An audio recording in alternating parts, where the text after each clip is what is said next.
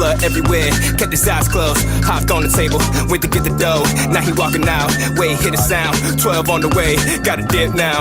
Hop in the whip, hit the gas quick. Rather go to hell than being locked in. Little boy scared, hot throbbing. This is first time, really robbing.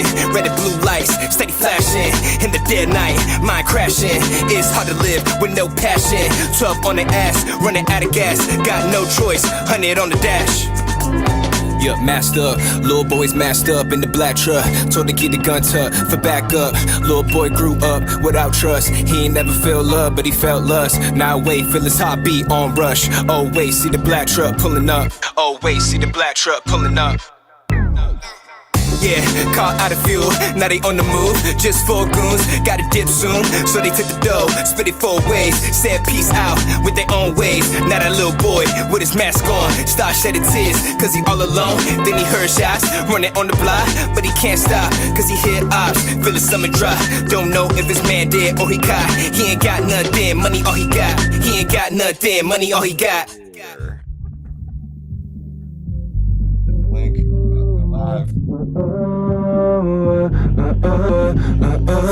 Little boy is running away. He don't got nothing to say. He tryna get home today, but cops is all in the way. Little boy is running away. He don't got nothing to say. He tryna get home today, but cops is all in the way. Masked up, little boy's masked up in the black truck. Told to get the gun tucked for backup.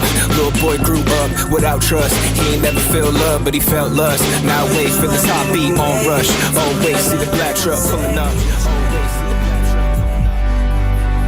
You're plugged in to Acute Mania Live. From Shinnston, West Virginia, here's your host, Scott Arnold. That didn't mean that's me. Welcome to Acute Mania Live. Spike. Yes, sir. How's it going, man? Good, man. How you doing? Good. Welcome to the show. Thank you for having me. It's great because we're doing hip hop. It's been like 2 or 3 years since I've had a hip hop artist on here, and I love it. I love it. It makes me excited. I get to play a lot of hip hop. It's usually just metal music or rock music, really heavy rock music. But I'm excited to have you on. Well, I'm glad to add a little diversity to the lineup. Yes, for sure. Well, I guess we'll start out with, tell me a little bit about yourself. I mean, I have your bio. Your bio's on YouTube here, and but tell the folks a little bit about you and kind of how you got going and things like that. Well, I am just a Chinese American kid who grew up in Morgantown, West Virginia. I love hip hop. I grew up on 90s and early 2000s, rap and R&B. So that vibe kind of translates a lot into, the music that I make these days. My parents are from Hong Kong. I'm a child of immigrants, so I'm first generation Asian American. Spent most of my childhood in Appalachia, bounced around a lot, traveled a lot, just because I have a large family. So, spent a lot of time in, New York, DC, Hong Kong growing up. So I kind of have a little bit of that metropolitan influence just in my lifestyle as well. So I'm a little country, a little city, you know what I'm saying? Just kind of stuck in the middle like I always have been. It's the way I grew up. So that's really my story in a nutshell, man. You know what? I was just thinking, I've featured I've had a guest in Japan, but I've not had one that's got taught. I mean, you're from China, right? So I think this counts to make this the 29th country to feature on the show. Yeah. I mean, my country of origin, is my place of origin is Hong Kong. You know what I'm saying? So that's and I make the rules for the show. So I mean, technically we'll mark that as a milestone. Chinese was my first language. Cantonese and Mandarin were my first languages, and then I learned English. I'm always interested to learn phrases, but so we'll do that later. Maybe you can teach me something in Chinese or something. I did have a guest on from the Philippines recently. That was pretty cool. Nice. My roommate's actually Filipino. Nice. He's my producer and DJ. Awesome. Yeah. They are called the Thinkers. The Thinkers. That's a good name. They're really good. So I think we should make this a milestone show. Because I like to do this anyway, and I make the rules, so it's whatever. If you don't like it, then don't. Your show, your rules. But this will be the 29th country to be featured, right? Yes. Okay. I like it. I like it. Let's see. Oh, the guy that I had, or the band I had on from Japan, the guitar player singer is from Morgantown. Oh, what? Really? Yeah. Oh man, this is gonna be. I'll have to think about it here. Is that a rock band? Huh? Yeah. Rock band? Yeah. They really rock is huge over in Japan. Like there's a whole like grunge scene, rock scene, like punk scene crazy out there. They do very well. Let's see. Appalachia is her name. Appalachia, and gosh, what is his name? That's very cool. That's gonna bug me. It's gonna bug me. But they've been on twice actually. I've had them on twice. It's right here. Hang on. I'm looking it up here. Just talk amongst yourselves for a second. Nope, that's too far. Japan. That's pretty crazy. From Morgantown to Japan. Yeah, I guess he went there to I guess like study abroad or whatever, and then loved it and stayed. Well, yeah, kind of. He met someone, Okay. and they ended up getting married, but he hasn't been back since. You know, well, COVID happened, and you know, of course, he couldn't leave then. Right. But he still can't. Like he can come back, but like he wants to bring his wife. You know, but there's something about, you know, it's people can't get into the United States for some reason from other countries, and it's kind of shitty. But they make it real difficult these days. Yeah, he was like it would be really easy for me to get here, but to get her there is just a pain. So yeah, non-citizens, it's always troublesome. Yeah, we're too. Yeah, but we'll let people right into the Mexican border. We'll just let them in. I don't want to get into politics, but yes, you know what I mean. I feel you though, man. I feel you. They are let's see, Chris is his name. Chris. I know that doesn't help you. Okay. Shoot. What? Wait a minute. Wenchu? Actually, no, they are from China. My bad. Oh, okay. My bad. So we can't make this a milestone show. That's all right. Oh, well. Well, technically, right now, Hong Kong is not quite a part of China yet. Hong Kong is independent currently. Really? So technically, until 2040. Why? 57. I had no idea. Yeah, because you know how Hong Kong used to be colonized by the British up until 1997.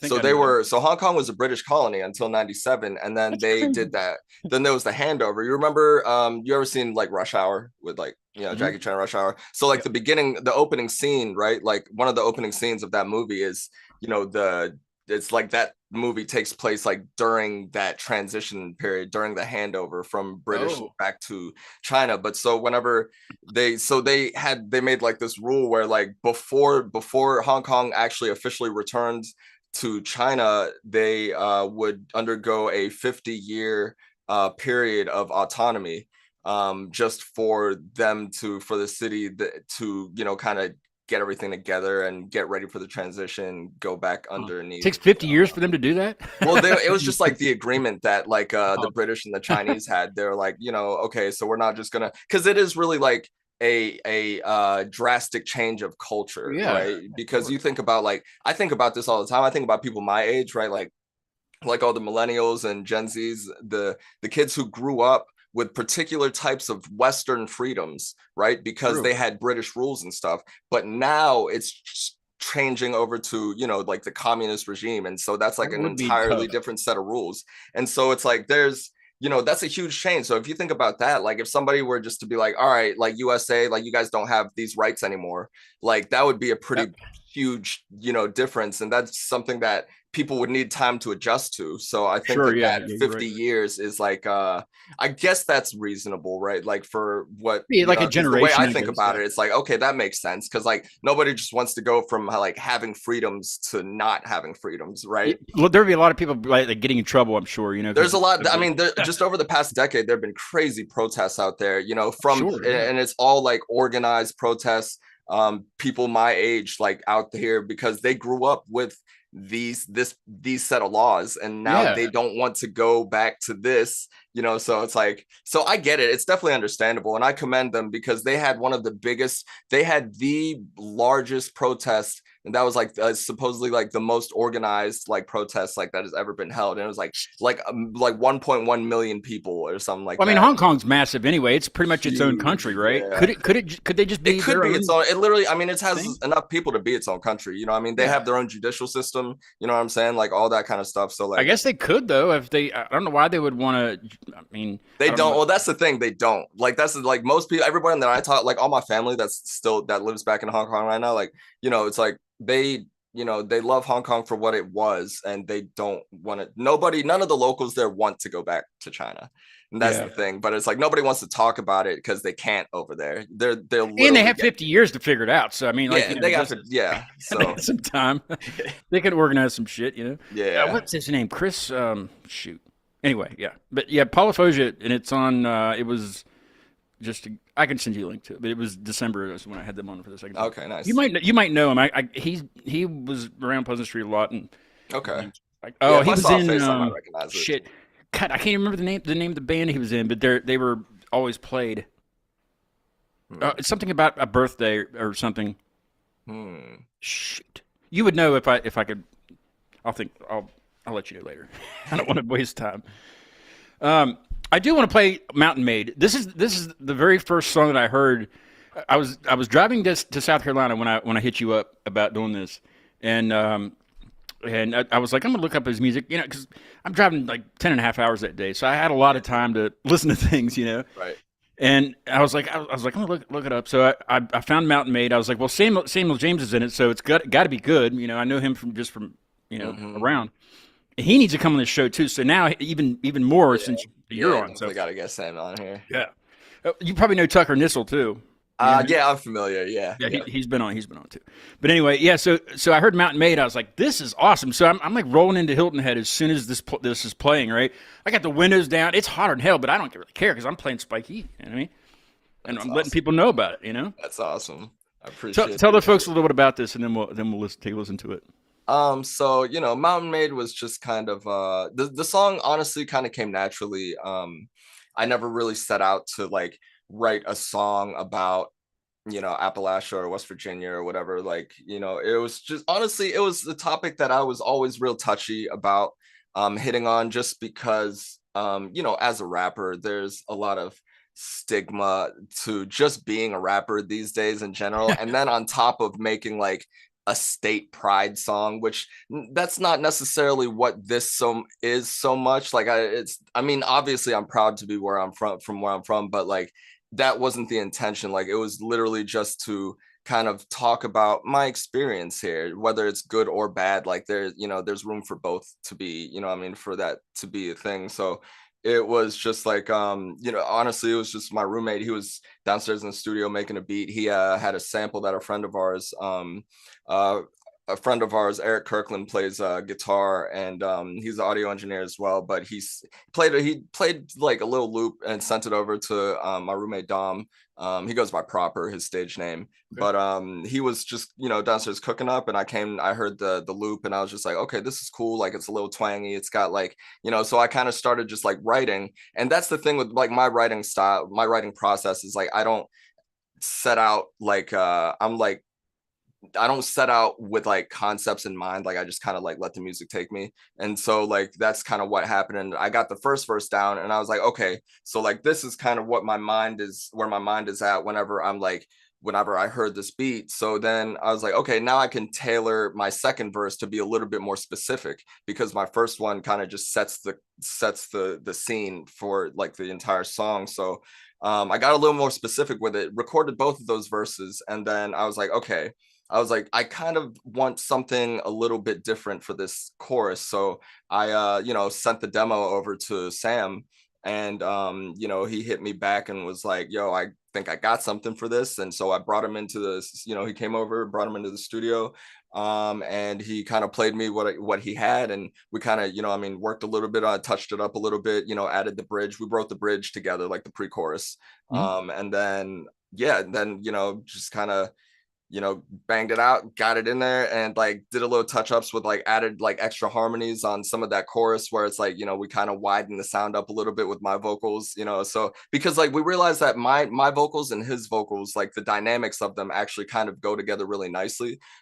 Just from hearing them layered on top of each other when like in the studio. So that's kind of how we ended up, structuring the whole chorus. And then that was pretty much about it, and then I asked him if he wanted to rip a solo for the third verse, and why not, right? He did that, ran a couple of trials and then recorded it, and then, boom, we had the song done. So, but I am really proud of that one. It's the first song of that type that I've made, in all my years of making music, so but it came naturally. It wasn't something that was forced, and that's why I'm appreciative of it and the outcome that, came from that. And that's the one that, as that, just that title, that's what drew me in. I was like, well, that's the one I want to hear first, and it's like, I as I've gotten older and, grown into my skin a little bit more, I've, really dove deep into what makes like me, tick, and like what makes me an artist and like what I kind of represent, because that's like something that all artists go through is like self-identity, right? True. Like, I mean, we all do, like as people, right? Like everybody has to figure out, who they are and what they stand for at some point in their lives, you know what I'm saying? So, this was just part of the growing process for me. And for so long, I just attributed my personality or who I was to my upbringing, which would be, my parents and Chinese culture, right? So it's like I always was, Chinese American, Asian American. The Asian came first, but then as I got older, I realized, I did spend a majority of my life in West Virginia too. So like I am Appalachian as well. And, that plays just as big a part of my identity as being Chinese does, right? So, and that's where I came up with the term Appalachian, right? Because it's like an Asian in Appalachia. That's what I am, and that's that's what it is. And so that's awesome. Yeah. So that's the term I coined, and I've just been kind of rocking with it ever since. Hell yeah, I like it. All right, let's listen to Mountain Maid, and Mr. Samuel James is in this as well. Shout out to Sam. And Sam, damn it, it's time. It's time to come on the show. Yeah, I'll send him a text. I'll send him a text and see if I can convince him. I'll make a clip of that too and post it on Instagram later and tag the crap out of him, Yeah, Sammy, holla at your boy. That's right. All right, here's Mountain Maid by Spikey and Proper and Samuel. Mm-hmm.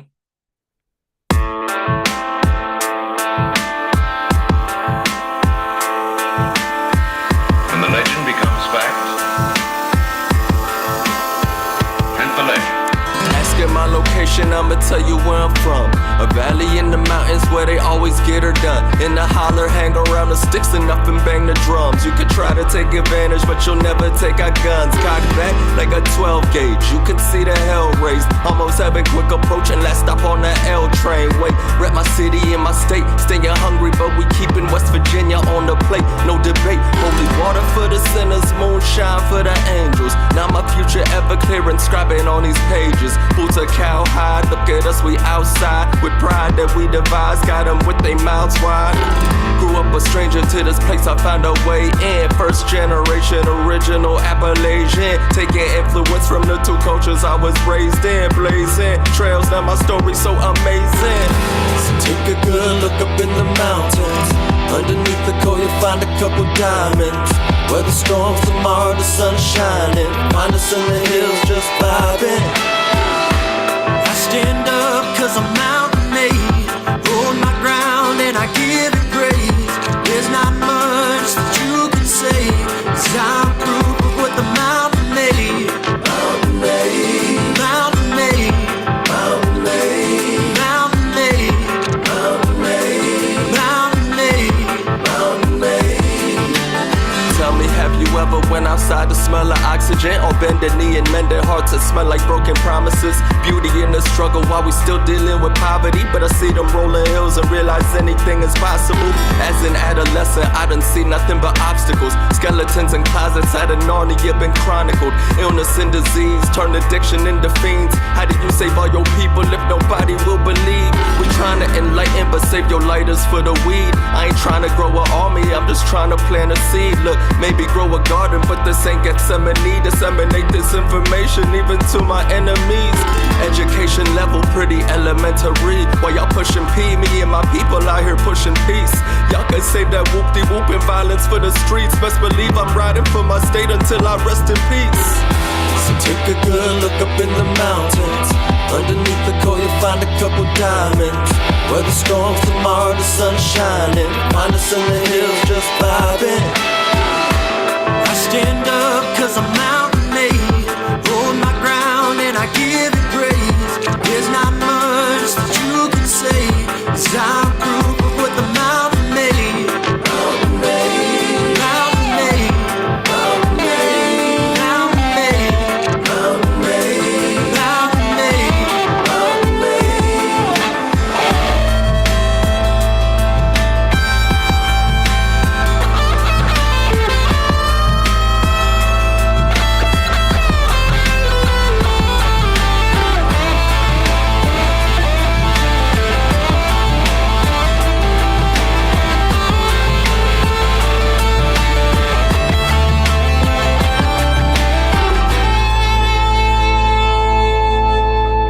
He could have gone on and on and on with that solo too, you know. Yeah. You got to cut him off somewhere. Yeah. 16 bars. That's all I got. Yeah. Now, when you do this stuff live, do you bring a band and play, or is it just... This one I have performed with Sam on stage before. So normally most of my sets I perform with the DJ. I saw something, maybe it was Instagram. It had to have been where you had a violinist. Yes, that's my homie John Howe Nice. from the DMV area. Okay. He's also he's a Asian American musician as well. Plays the violin, super nice with it. He DJs as well, so he'll do DJ sets where he'll play stuff and then he'll play his violin over the music that he's playing and stuff like that. That's It's super awesome. dope. But he was there. His girlfriend was actually hosting the event that we were. She was emceeing the event that we did in Baltimore last year. It was called Asian North Festival. He was there with her, and we just kind of asked him to hop on and jam out because it's like I know he's good. We've seen each other play, so I knew his quality of sound, and I was like, you should definitely just like hop on and get on, do something. So we jammed out. That was the first time we had ever played together. No rehearsal or anything, and it turned out great. So yeah, shout out to him. It just seems like people, there's a certain. Hang on, let me switch this fan over. I had to turn this fan on because I'm dying in here. Yeah, I know. I had to turn my ceiling fan on just now. Kill me. No, I was. What was I going to say? This happens all the time. It just seems like certain musicians, if you know the beat, if you know how to keep a beat, you can pretty much play along to anything. Oh yeah, I mean, I've hopped on so many people's sets before just to kick freestyles. You know what I mean? Just like it's just if you have rhythm and you can catch a beat, like you can just it's not easy to do, but it's like very you can feel it. You know what I'm saying? Yeah, and it's easier to play. Any real musician should be able to, or have at the very basic skills to do something along those lines. You would think. You would think. You would think. I was in the Mountaineer Marching Band when I was up at WVU. Oh, okay, and nice. I've done band all my life, but marching band stuff, and you would be surprised that not everybody in the band can actually march to the beat. I mean, the point of it is a marching band. Yeah, and I definitely understand. I guess not everybody has that kind of coordination, because if you think about it, it is two different things. Like I've played like multiple instruments, right? And like I picked up percussion very easily, but drum set in particular took me a little bit longer to learn. Oh, wait. You can play we need a drummer for our band. Yeah, I'm not that good. I can play like a 4 count. That's all we do. The money beat. That's about it, But like there were certain aspects of certain instruments that were harder for me to pick up because of certain types of coordination. Like I played piano for 12 years, right? Where you have to have 2 hands playing at the same time, different notes, different chords, whatever, different. But that's like That honestly was always a little bit difficult for me too. Like, I'm not Piano gonna is, lie. yeah. Like, I play piano too, and it's yeah, you know, it's like growing up. that was like the first thing I ever learned was piano. Then I, you know, learned like a little bit of trumpet. Then I learned drums, and then I kind of self-taught like guitar a little bit. You know, I dabbled in just enough to like learn how to play to like Yeah. look like I know what I'm doing. And you know, Say, then hey, I did it. I did it. yeah, exactly. That's what it is. You know, it's like I got my guitar sitting right next to me. You know what I'm Nice. saying? It's been collecting dust for 3 months. Oh, But you you got know, to pick one that of these thing up. days, once I get bored, I'll pick it back up again. I have an acoustic over here, and I don't Yeah. play as much as I should. It's like I like it. I treat it. It's a hobby for me, right? Like playing instruments is a hobby because like rapping is like my profession. Well, and that's an instrument too. You know, I It can't. is. I can rap along to like 311. You know, like if Yeah, yeah. there's Well, that's the what old album. the voice is an instrument. You know what I'm Yeah, saying? yeah, And it that's is. It just is. my particular instrument. No, I can't like when we're jamming when the band's here and we're just jamming out and they're just like they always want to warm up on it with just a jam, you know, whatever. Yeah. I'm like I can't warm up like that because I can't come up with lyrics fast enough. Like even like in that setting, I just can't. I have to have something in front of me that says this is, you know. So like I'm always just like, okay, you guys warm up. I'm just going to chill, you know. Like, Yeah, and then, it's a little tougher. It's a little tougher to do it as a vocalist. I'll be honest, because like there's been a lot of times where like, you know, it's a little. It really there is a little bit of a difference in the improvisation when it comes to that because like it is not the same. Coming from somebody who has experience in instruments as well, like it is not the same to jam out like with a freestyle as it is like it's. I don't want to say it's like harder, but like it actually is because you have to have a word bank. You have to have other things like if you're jamming out playing drums or on the guitar or the piano, like you're sitting there, you already have a prior knowledge of what chords work, what beat works, whatever. So all you have to do is plug and play. With like freestyling, it's like a whole other, you're using like a whole different part of your brain, right? The part that and then you have to think about it, and then shit has to make sense, and that's like a whole right, yeah. that's like two other steps.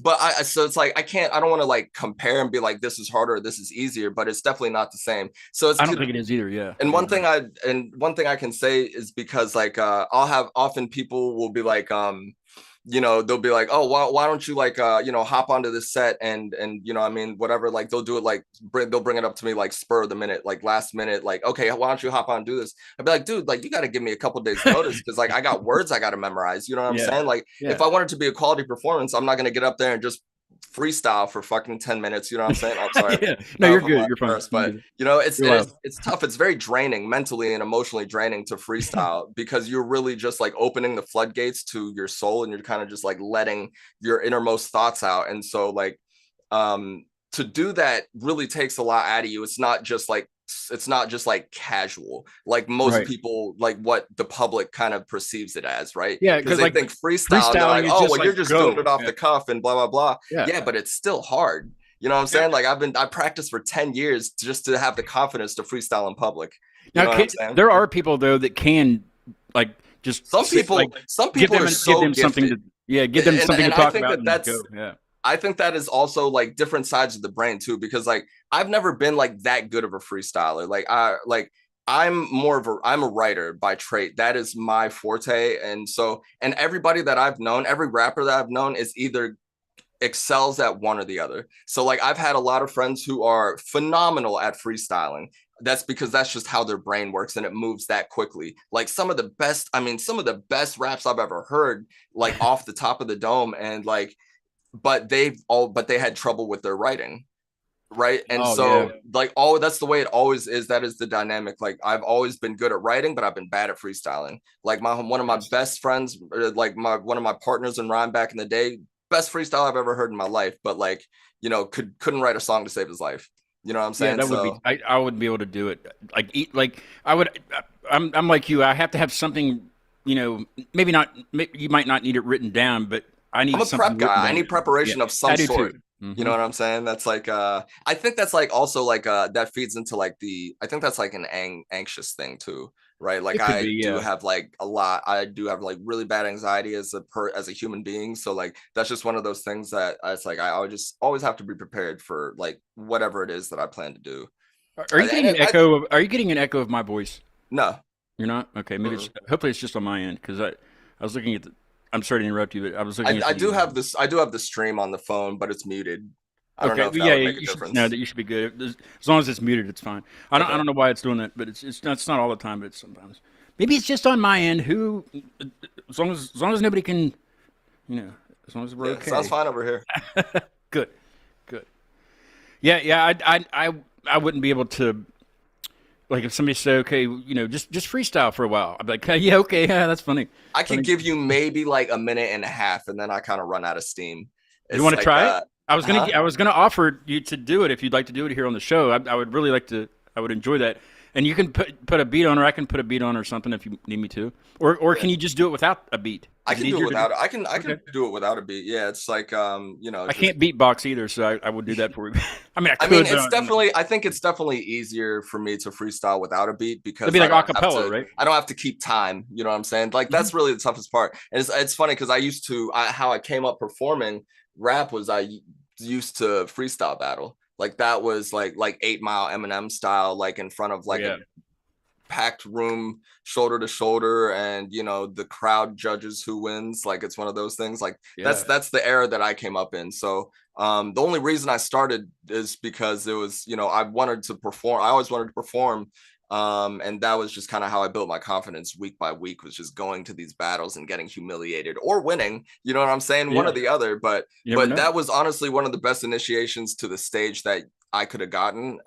It's because, if you can make it through like a rap battle in in the mid 2000s, you could take on any stage. I don't really get stage fright anymore because of that. Cause it's just like, every moment was just so nerve-wracking. Like back then. Is there a certain place you look when you're on stage? Like a lot of people don't look at the crowd. Yeah, I look directly past the person that I was battling, right? So it'd be like I would almost be looking at their face, but I would just like look a little bit to the side. Mm-hmm. So you know what I mean? Just so that my face was up and I was like, and looked like I was engaged with the battle, but it's very easy to get distracted, especially when you're freestyling. I mean, any little thing could throw you off. And when you do something like that, you're really trying to achieve flow state.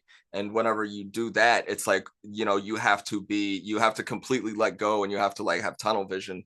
And there's been times where I've tried to when I used to battle, I tried to spit bars that I had previously thought up in my head. That didn't work at all. You know what I mean? Because it was just interrupting the process of improvisation. So that never worked for me. So every time I freestyle battled, it was actually off the top of the dome. Nothing was rehearsed, and everything was just on the spot in the moment. Now, I know there's probably not really any rules to freestyling, but there might be, I guess, at the battles or whatever, but does it have to rhyme? Not necessarily. It just sounds better if it does. As long as there's some kind of flow or cadence to it, that's really what rapping is. I don't think that there's any rules out there that say that your raps necessarily have to rhyme. It's like poetry, right? There's a lot of poetry out there that doesn't rhyme. I mean, the structure is a little abstract and, stuff like that. And so that's kind of how it is. But I'm super OCD, so I have to have to absolutely all my bars are symmetrical, sound wise, right? With my inflections and my my pronunciations of certain everything, my syllables, everything is very, you know what I'm saying, just because that's just my personality. And it would bug you to death if it wasn't like that, right? Yeah, it really would. So that's just do you want to give us or do you need some time? You want to wait until later to do it?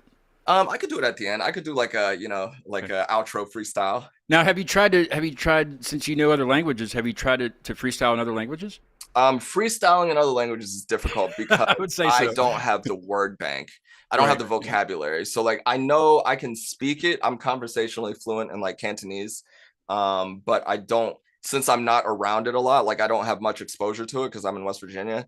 Yeah, really. Yeah, so how many people around here speak it? Yeah, so I just don't have the knowledge of the word bank and the words in my head. If I'm around it, if I go back to Hong Kong, I'll pick it back up in 3 weeks. And what's the difference between Cantonese and Chinese? So Mandarin is the official dialect of Chinese. So Chinese has like hundreds, possibly thousands of different dialects, right? And each dialect is almost like essentially a different language. They use different inflections, different sounds, different tones. Kind of like Northern West Virginia and Southern West Virginia, right? Yeah, exactly. Just like Boston and Cleveland talk sounds different, or sounds like stuff like that. But so Mandarin is the official dialect of Chinese. So when people say Chinese, that is what they're referring to as Mandarin. Cantonese is the second largest dialect, and one of the only ones that is still actually around, because a lot of the other dialects have died out, just from people leaving those particular provinces and moving to the cities and adopting Mandarin instead of speaking their native tongue. Like my parents both speak different, like came from areas where they spoke different dialects other than Cantonese and Mandarin. But they moved to Hong Kong, and in Hong Kong and the Guangdong province, which is the Canton province, southeast area of China, which is just right. Hong Kong is right across the ocean from there, so it's right off the coast of Canton province, which is why everybody in Hong Kong speaks Cantonese, is because during the communist era, everybody from the Guangdong province, dipped out and, went to Hong Kong, Taiwan, Korea, Southeast Asia. That's why there's so many Cantonese speakers in like Malaysia, and like, so many Chinese people all over East Asia, is because that's where they all landed when they were, running away from the communists. That's really interesting. That's how my parents ended up in Hong Kong. But I got off on a tangent, but Cantonese. No, you're good. No, I like learning about this stuff because it's I never really knew it. But Cantonese so they still speak that in Hong Kong, and they speak that in Guangdong and Canton, China, right? So like that is the dialect. It's like the second largest, and it's the only other one that like people still speak regularly. But there's a difference in tones as well. Mandarin has 4 tones per character, and that's like how you differentiate. It's like music, really. It's literally, it's a musical language. Cantonese has, I believe, like 8 or 12 per character, and that changes, like, so each character can be like a different, the same sounding word can mean different things based off the tone that you use. I see what you're saying. Yeah. In Mandarin, there's 4 tones where it goes ah. And Cantonese, there's way more. But like, so if you say the word like in Cantonese, there's the word for 4, like 1, 2, 3, 4. 4 is say, but if you say, that means death.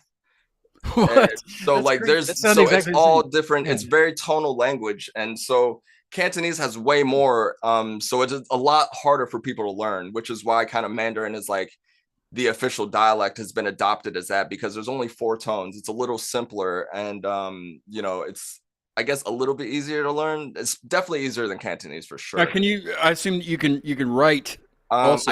I can write my name and like the numbers like 1 through 5. I think that's about it. I'm not like very literate when it comes to reading and writing. It looks really difficult. When Paul Fozier was on the first time that they were on, he actually sent me the I guess the characters, is that what you call them instead of letters? Yep, they're characters. The characters for Acute Mania Live. Like that's cool. It's only like 4 characters, but I'm like, how is just that?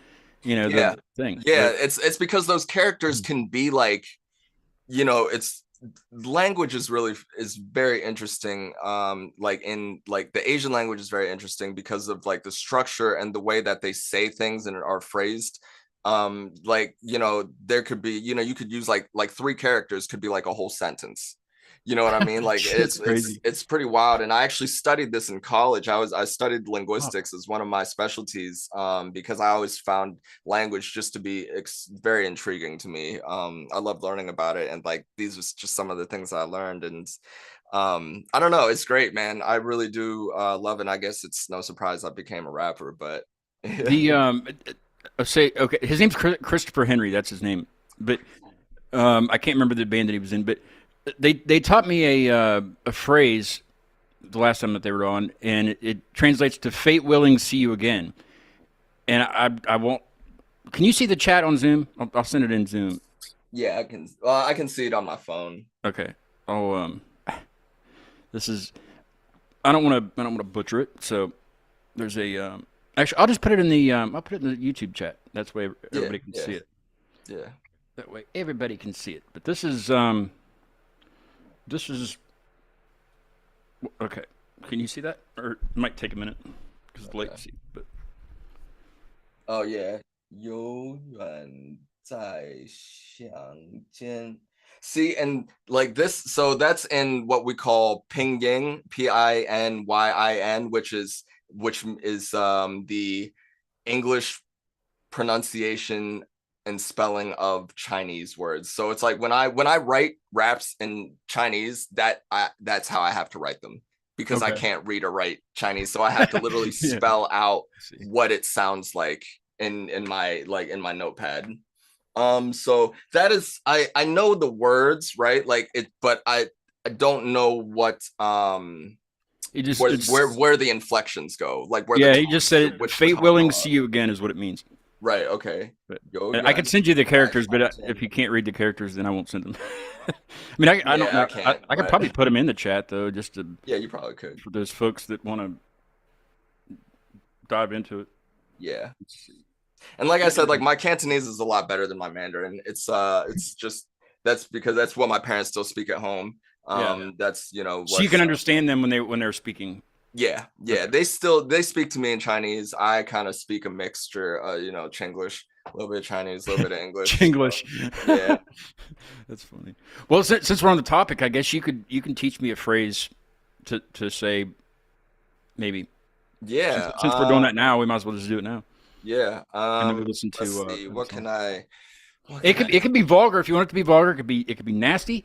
I really don't care. You know, just okay. Well, I mean, that way next time you come on, I will practice it. Next time you come on, I will know how to say it the right way. So there's one that is actually it's a very commonly used phrase.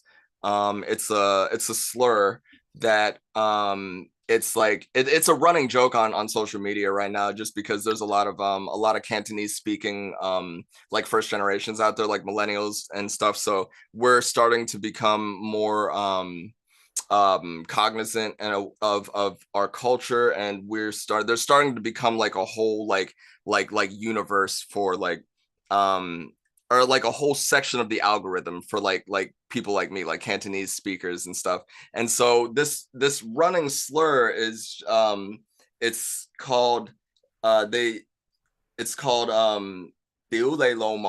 which translates to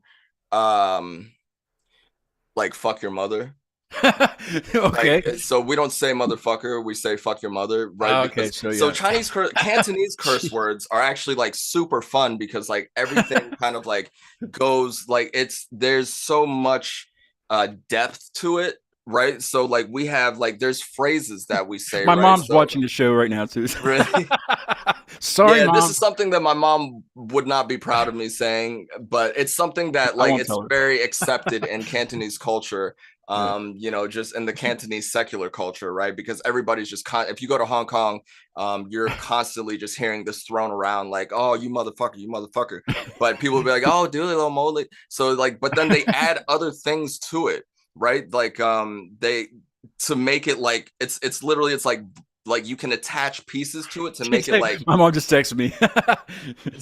Like you can. She said no. You can create like a Voltron of like a Megazord of like slurs, because there's like it's almost like Legos where you can attach one to another, and you know, so to where it's just like by the end of the slur, you've just like disrespected this person's entire family and their ancestors, because like that's the thing, like Chinese people take like your family and your ancestry very seriously. So like a lot of our slurs have to do with like your family. Gotcha. Not just like not you like as a person personally, but your family, your whole line of your whole heritage.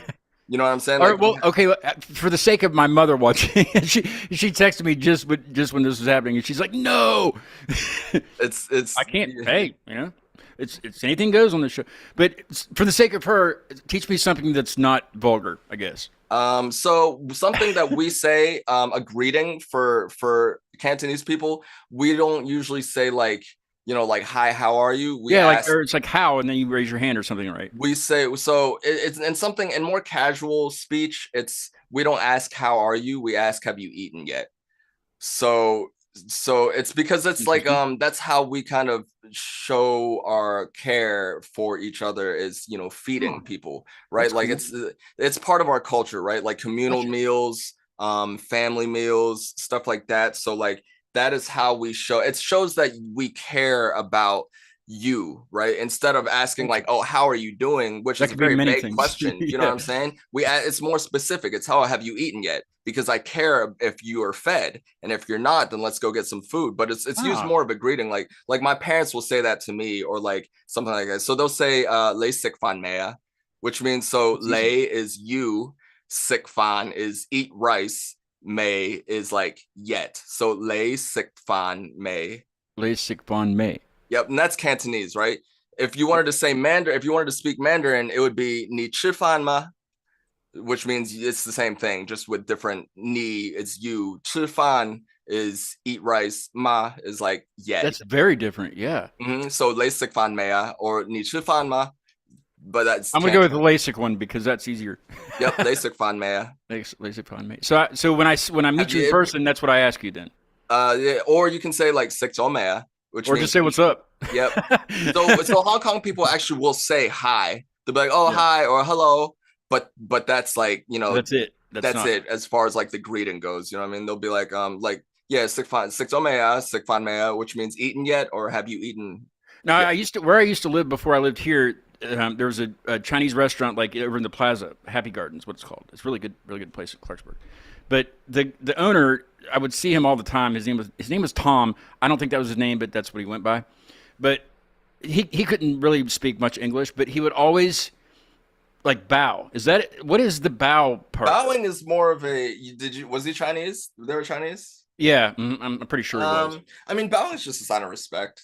You Mm. know what I'm saying? You're lowering yourself, as recognition of the other person's Yeah, presence. he always did that. Every time I But saw him, and he so did that. the length of the bow actually does mean something historically. It doesn't really anymore. Like, we don't Chinese people don't really like bow to each other anymore, but business owners will bow to customers to show Oh, gotcha. appreciation or gratitude.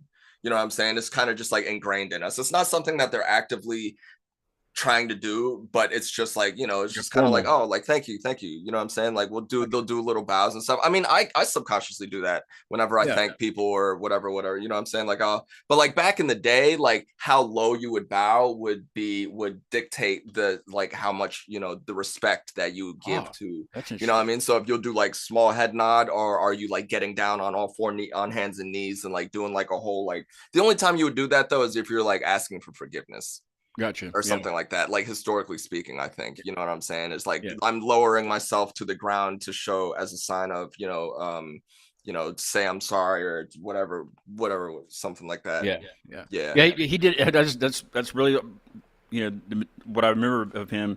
I don't think he might still be over there. I don't know. I haven't been over there about 10 years, but Yeah. yeah, Yeah, it's just a the sign of food's excellent. respect, You know, he makes homemade cheese wontons, and they're bomb. They're so good. Nice. Yeah, and that really is only like a the bowing is really only like a East Asian thing, from what, at least from what I know. You know what I'm saying? Like Yeah. Chinese, Koreans, Japanese.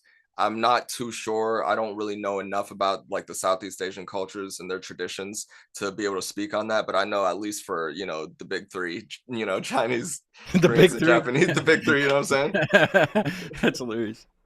All right, let's listen to this is the newest one, right? Emotional Yeah. Transfer, the newest Emotional one. transfer. Yep. Okay, tell us a little bit about this song. We'll listen to it, and then we'll do the offstage segment and have a little bit of fun. Okay. So this one, Emotional Transfer, was just kind of written during a day where it was just like, oh, I just had like overwhelming anxiety. I woke up on the wrong side of the bed. I didn't really know. I couldn't put a finger on like how I was feeling that day. I just felt weird. Like, there was just a whole lot of, I think like it was during a time where I had like one or two friends like pass away from, like dumb shit.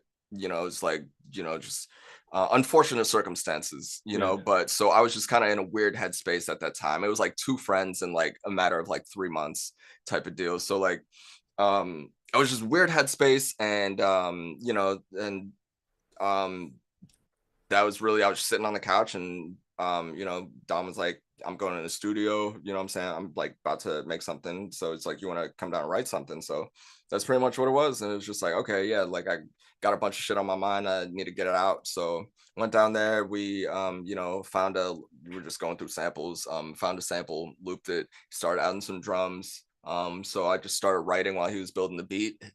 And that's what came of it. You know, like I said before, like that's my writing process. I didn't know what I was going to write about. Everything was just so convoluted in my mind that day. I had no idea. So that's why the two verses, you know, touch on a lot of different subjects, just because those were just all the thoughts that were swirling around in my head that day, you know, from mental health, like mental health awareness, to, you know, my own anxiety, to you know, depression, to you know, the passing of friends, to the drug epidemic in West Virginia. You know, these are kind of things that all I touched on in those verses, and you know, kind of led to that somber, solemn feeling, the vibe of that song, you know, because I usually don't do like downer tracks like that. Like I make sad songs, but they're not that sad, you know. I try not to make them too sad, you know.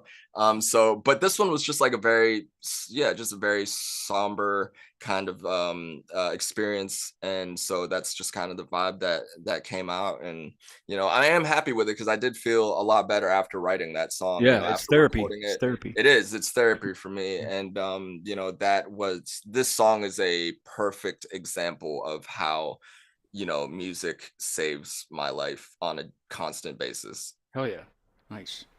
All right, here's the newest track by Spike E and Proper, called Emotional Transfer, and we will do the offstage segment right after this, and Jackie will tell us about that here. Unfiltered, unexpected. We're going off stage next.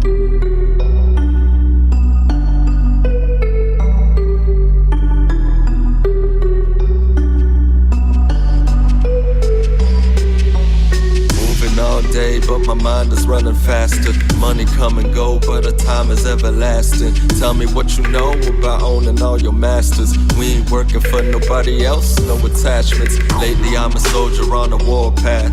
Told them hoes I'm sick and tired of being a doormat. When I feel the room closing in, I push the walls back. I want my cup to runneth over in a tall glass.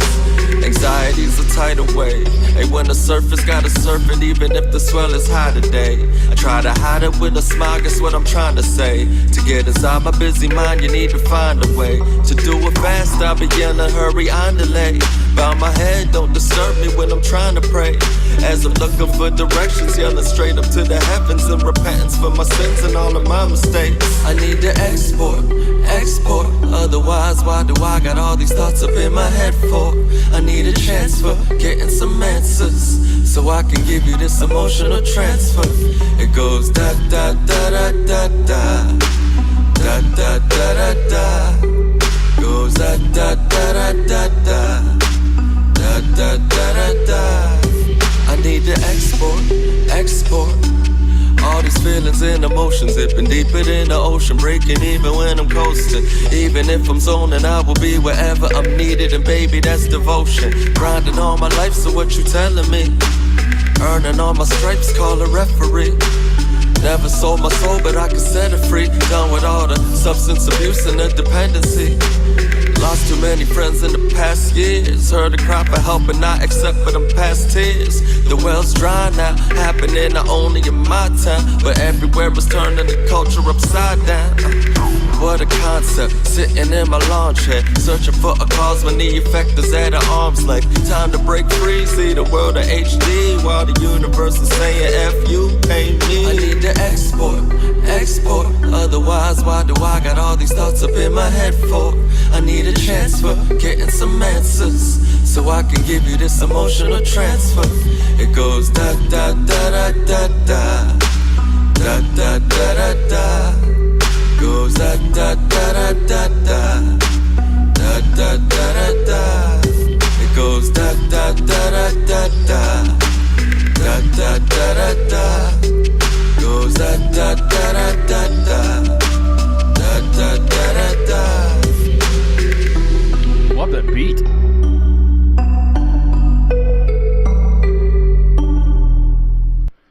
awesome. Okay, Yeah, it's a Murphy, good you're one. gonna have to get down because you can't be up on the desk. Okay, we're good right there. Now he wanted to get up and show his face to the world. Yeah, that's very good. I love that beat. It's just I'm doing I've been doing some so the name Acute Mania came from my electronic music I used to do back in the day. Okay. And kind of bringing that back a little bit. And I sent you a follow on my from that account. I think I followed you back. Yeah, on Instagram. Yeah. Yeah. But I'm starting to I started doing a beat the other night that's similar to not really the same at all, not even as good, but similar to that. I'll have to send it to you and maybe you Okay. can come up with something Dope. with it. It's really good. I'm excited about it so far. Nice. Okay, now this is the offstage segment, and this is the one where you can kind of relax a little bit. You don't have to, you know, you don't have to. What's the thing? You don't have to do interview questions and nothing like that. There's no right answers, and they're more funny than anything. Some of them are kind of more serious, but I usually wait until towards the end of this segment to do those. Mm-hmm. Are there any strange food combinations that you enjoy? You know, like ketchup on pizza or anything like that. I mean, I like pineapple on pizza. I don't know how hot of a take that is these days, but I like think it's I've always, fine. I think that's it's fine. something that I've always enjoyed. Like I don't think it's like a weird combo, honestly. Like I think it's a very normal combination. It's people that have never had it that think it's weird. Yeah, exactly. But like the contrast in flavors is really nice. You know what I'm saying? Yeah. The pineapple brightens up the pizza, the flavor profile a little bit. Mhm. You know what I'm saying? So Sure. I don't know, weird food combinations. I'll eat anything, man. I'm one of those people that just like I'll just eat whatever. I grew up eating a lot of weird stuff, man. So like What's the weirdest thing? What's the weirdest thing you think you've? I don't know how weird it is, but like something that's not very common is like snails. You know what I'm saying? I used to It's eat true, snails yeah. a lot. Well, when- escargot, I guess. Yeah. escargot, you know what I'm saying? But like Chinese style, like cooked in some, some sort of like dark, heavy soy dressed in sauce type deal with like it's actually super fire. We used to eat it a lot whenever we'd go up to New York and like visit my grandma and stuff. That was like one of the dishes that we would get when we would go out to eat. I don't know, man. I've eaten a lot of weird animals. Have you ever heard of Rocky Mountain oysters before? Have you ever heard of those? That sounds kind of familiar. It's testicles. It's like Yeah. yeah. Have you ever had those? that's- I've had them once, and I didn't know I was having it. I've never had testicles. I was tricked when I I've that. had like a lot of other body parts from animals. Pig's feet, chicken feet, Like frog's legs. frogs legs. I is that- love frogs legs. Actually, that's like one of my favorite. Low key, that's like I one of haven't my had that favorite yet. things to eat. It's really good, man. It really just the consistency is like a little bit smoother chicken. You know what I'm saying? It's like amphibian, right? It's amphibian, so like Yeah. it's not quite like so it's not super gamey like gator, like gator would be, but it's like I've had that. Gator is a little tough, a little gamey for me. I don't mind it, but like See, I don't it's like not- deer meat, and I should. I'm in West Virginia. I like deer. I do. I just don't like if it's cooked properly, I like it. But You it's like venison. sometimes it depends on how big the deer was for me, because sometimes that venison can get a little tough. Mhm. I've had some super tough venison before, and Yeah. so it's like definitely I think that's what ruined it for me because it was that tough. will ruin an experience for somebody for sure, because it was not very pleasant. Like when No. And it was one very time gamey. I remember it was a very gamey taste, and I was just like, no. I do like deer jerky though, like venison jerky. I really do love. Yeah, I can handle that. Yeah, when I had the testicles, I didn't know I was having it. I was tricked. No, really. And Well, that's the yeah. best way to eat something, honestly. is Yeah, to know I what mean, it I didn't is. vomit or anything. I was just like, okay, that was. I mean, it was. There wasn't really any flavor. It was just whatever it was flavored with or marinated. I don't know what it was. Marinated balls is what it was. I mean, hey, I mean, I've had blood, like pig's blood before. Like so, like there's a Chinese dish where they use the blood, like they drain the blood from like the pigs that they that they kill for food, and then they add something else into it so it makes it like a real gelatinous consistency, and it's just like little cubes. so it's like Jello. Like almost, but like they're not clear like Jello is. They're like not transparent at all. Like it's just super dark. They look almost black, but they're like cubes, like little cubes, like this big, and just like almost like a little bit bigger than sugar cubes, but it's just like made of blood and something. That reminds me of what was it? Movie with Leonardo DiCaprio, The Beach, where I think he was in Thailand. He was in Bangkok, and he took the shot of blood or whatever. That was, or I think it was snake's blood or something. I don't know. Yeah. Yeah. I've had like I've had like a liquor that had like a snake at the bottom of it. It was a big old jar of like just like grain alcohol, but there was like it was like a cobra like inside the What? bottom. Yeah, it was my homie used to have it at his parents' house. It never got touched. Literally, people would try it and just like start gagging immediately. But it's like so apparently it's like it's extra potent because like the snakes have like poison in them. So like with Oh, that's nice. Yeah. so Yeah. every time you ingest that, you're literally not only are you ingesting alcohol, which is poison for your body, but you're also ingesting literal poison from a snake that adds to that. So it's like a crazy buzz. I never tried it, but I watch other people take it. It's not for me. Spooky. Let's see. I have several questions here. I'm just trying to.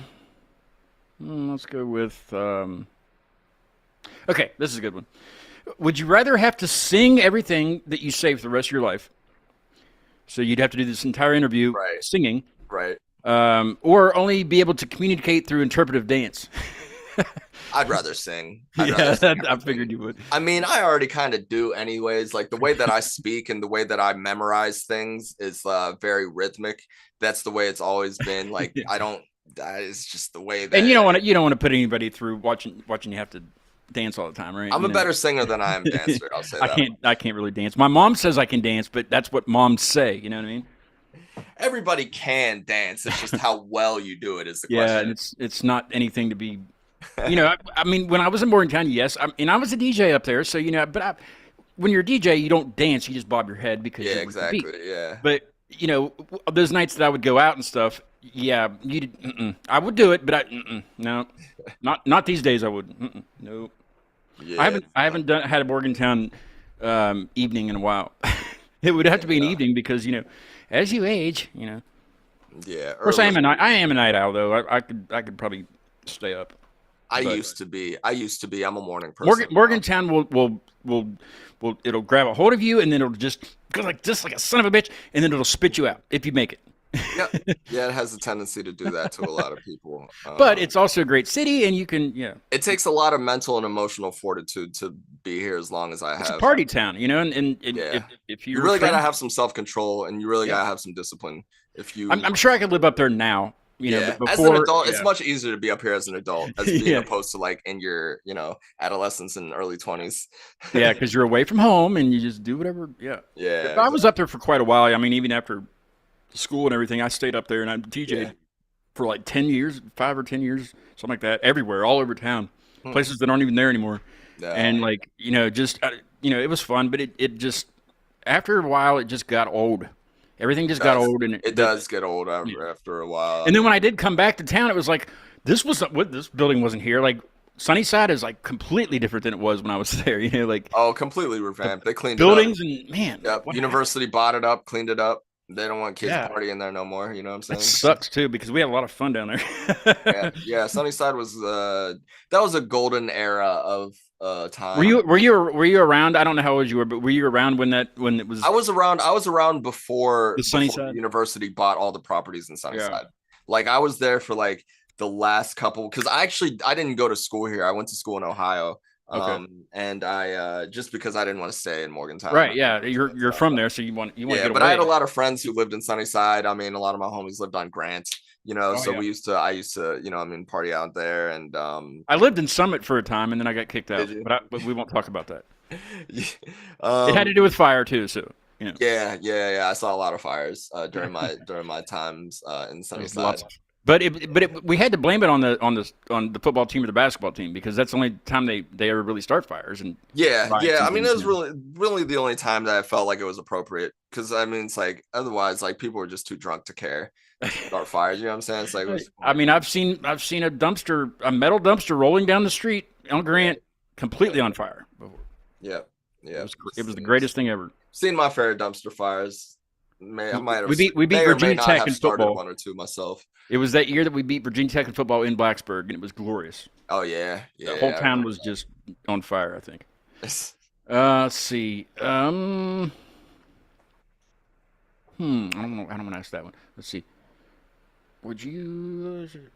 Okay. Would you rather lose all your memories or never be able to create new ones? This is always a tough one for. Dang, that's tough.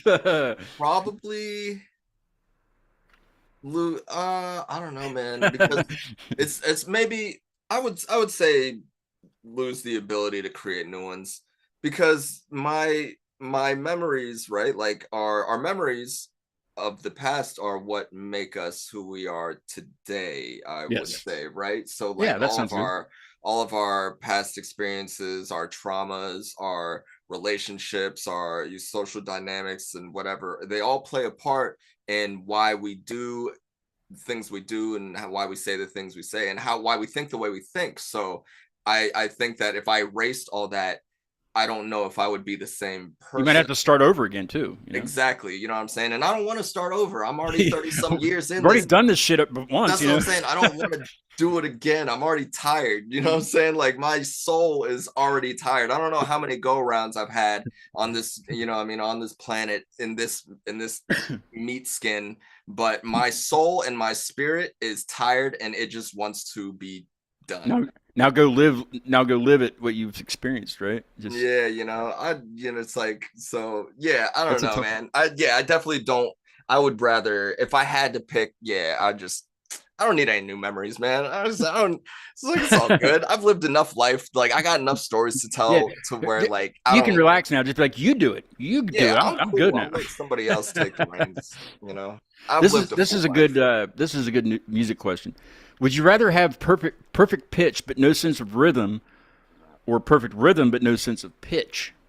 That's kind of tough because you kind of do both. It's tough because you really need both. Yeah. But I would say you'd probably like have to keep your rhythm. I'd rather have the rhythm. Yeah. I'd rather have the rhythm. Because what you do, you kind of need that, you know? Yeah, you know what I'm saying? Especially for what I'm doing. Like, I don't need to sing. Like, I just need to have rhythm to be able to rap. Like, you don't have to, like, as much as I love singing, right? Like, if I had to choose, that would be it. I'd take the rhythm just because, you know, I can still rap. You know what I'm saying? If I got rhythm, I can still rap. Perfect pitch is perfect pitch. That doesn't necessarily mean you can sing, right? Like if I'm thinking of the way I'm thinking about it. But if we go back to the thing, you know, of talking, you know, singing and talking, then perfect pitch would be easier. Well, I mean, it would sound better, but yeah.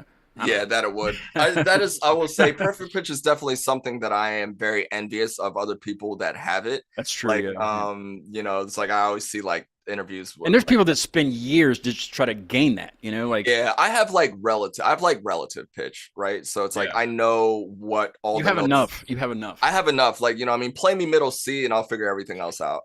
You know what I'm saying? I can. That's how I do it. Like I have just a piano app on my phone, and I'm constantly trying to guess tones of certain sounds and stuff like that, just because it's like interesting to me. Like I hear something buzz and I'm like, oh, I wonder what note that is. Like, or like you're in a note, you hear like a machine. Yeah, I would do that. Like you hear like a machine or something. Yeah, I figured out my furnace for my house, you know, operates at an A minor. That's awesome. Yeah. Yeah, it's like the buzz that it gives off. Yeah. So that's the musician in you. Yeah. It is. You know, it's like I'm always trying to do shit like that.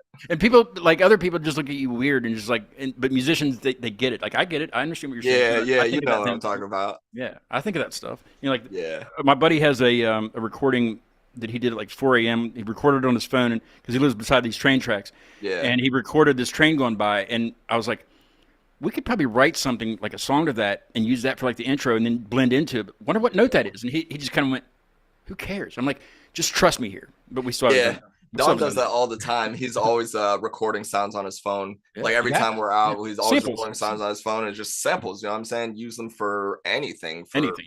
Percussions, snares, bass. You can break them up into beats if you want to. Yeah, it's crazy. Exactly. All right. The question that this is the last question we'll do. Everybody gets this question. You might like it, but you have to choose one, and there's no right answer, and you know it's not real life, so who cares? Would you rather have dicks for fingers, or not be able to taste anything ever again?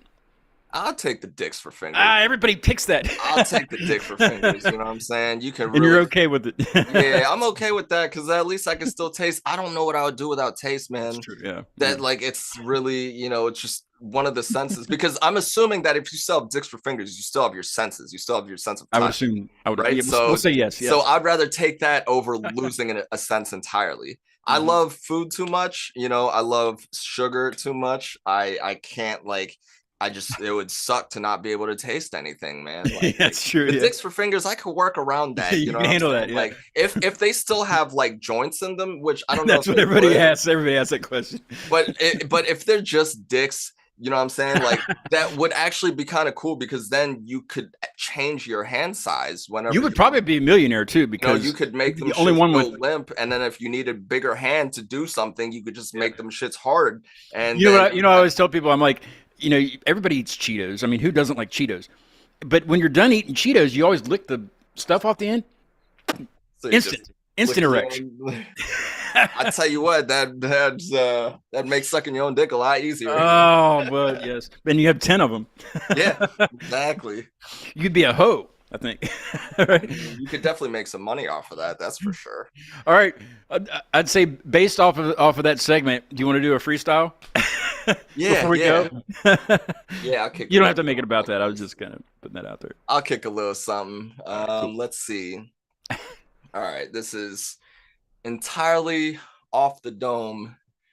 I'm spitting at home, sitting in my studio. I told everybody else to leave me alone. It's me on Acute Mania Live. We thinking like a hive. My mind is in the sky like it's 7:45. Wait, is that a plane? Or is that a stain? Or do I need to get on the stage that's main? I mean, one of these days I'll be doing my thing. Until then, I'll be repping West VA.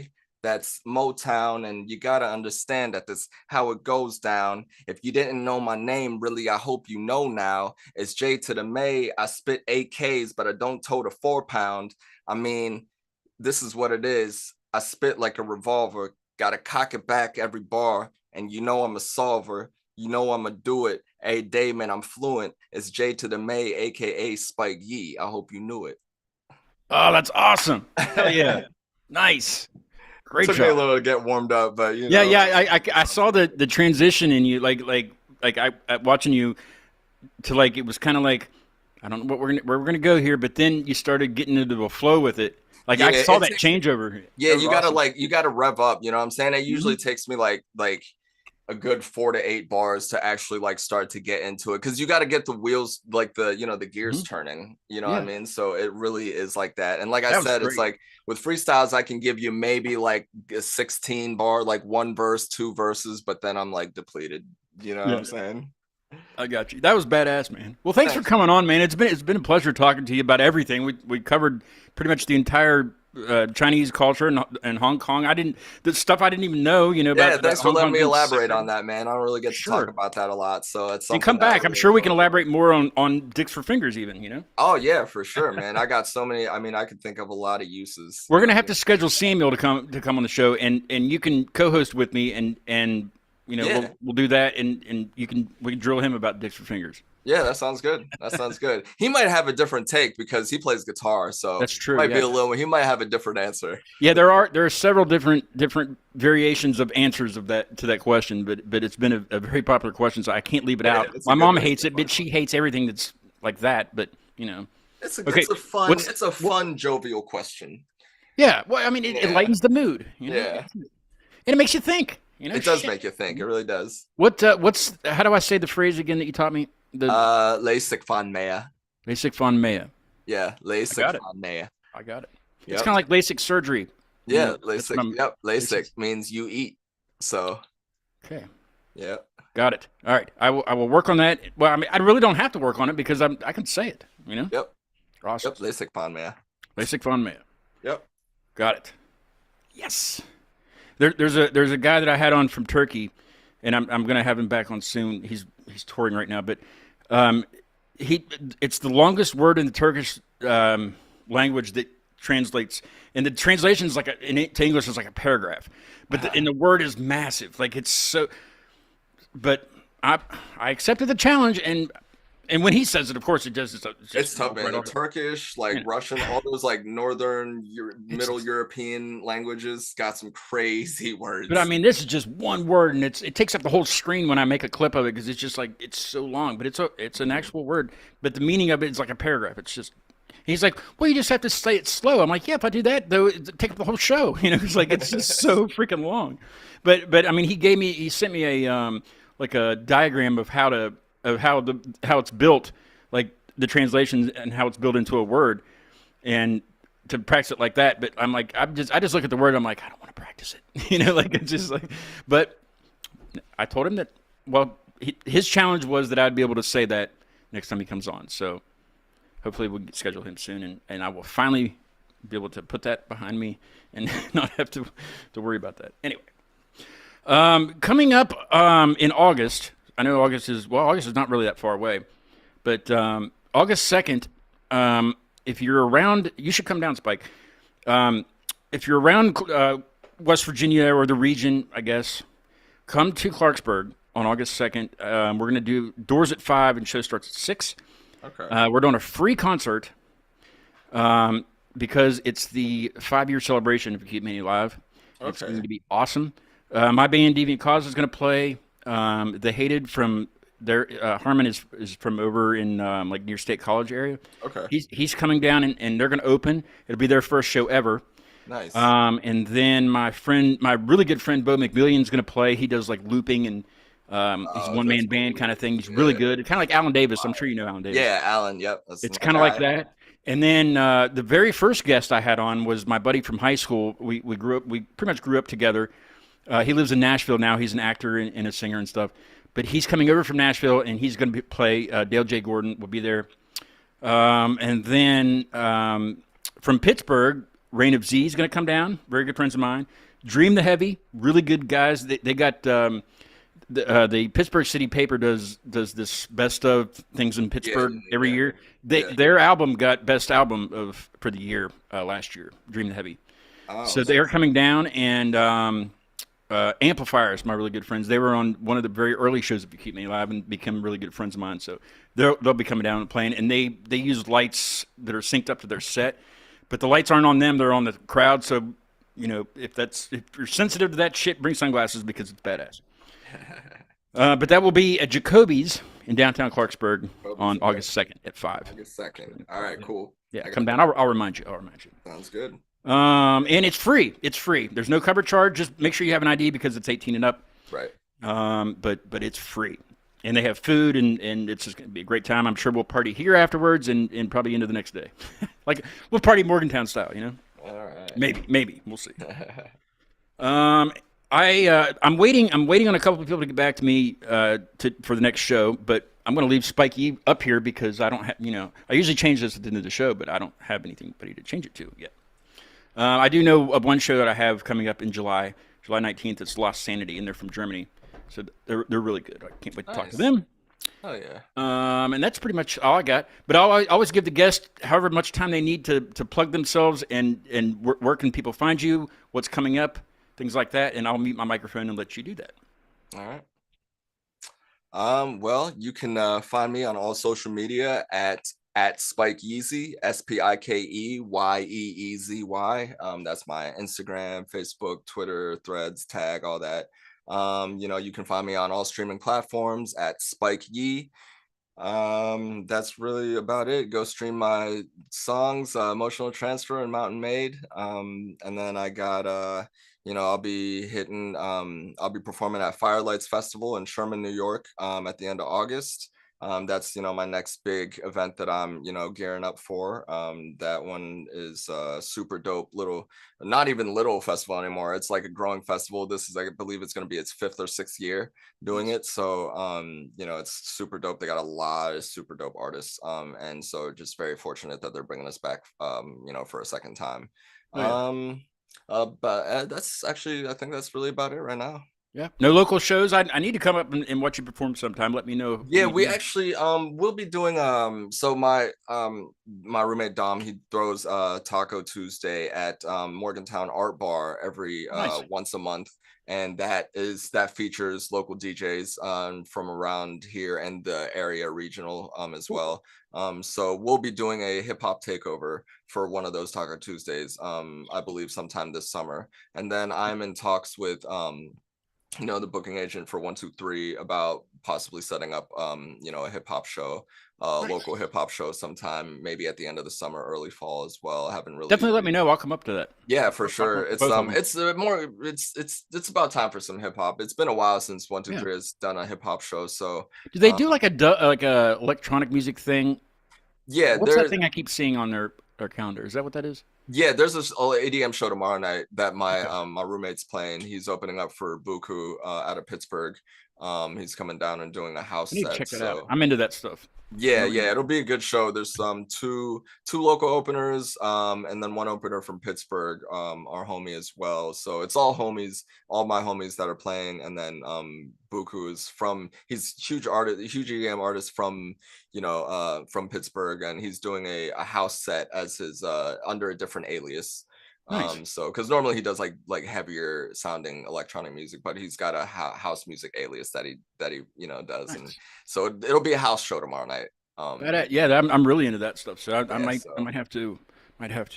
It'll be good. It's been a while since any electronic music has been in 123 as well. So it's hard to get that. It's hard to. They stay busy. They their schedule is like packed. It's hard to get in there. So it really is hard to get in. I actually looked into having the 5-year show there, but it's tough to find open dates. It really is, unless you're talking like 6 to 8 months in advance. Yeah. And this was I think we were 4 months out at that time, and it was just. It just couldn't get worked out. So I was like, well, I got to get something. It was almost going to be in a cemetery outside. Oh, wow. But I was like, outside in August doesn't sound very good for anybody.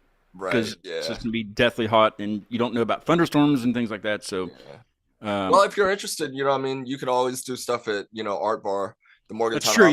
Yeah. I've been there several times. Very open to, hosting local music. That's kind of what they opened up for, really. Sure. It's just, local art. Because I'd like to do this. So, like, I know it's kind of special because it's the 5-year celebration, but I'd like to start doing this every year and just have a concert every year, that'd be cool. And feature different bands, different artists. And so that's something to think of afterwards. Let's make this a success first, Yeah, for sure. But yeah, come down, man. I'll remind you about it and come cool. down and hang out.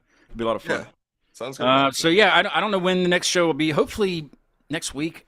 I did get an email. I haven't checked the entire thing yet, but I got the email notification earlier, so I got to look at that and see what the dates were. Right. But I'll have somebody on here pretty soon. I know that because it's just that's the way it goes. Yeah. Thanks, man. It's been a pleasure talking to you.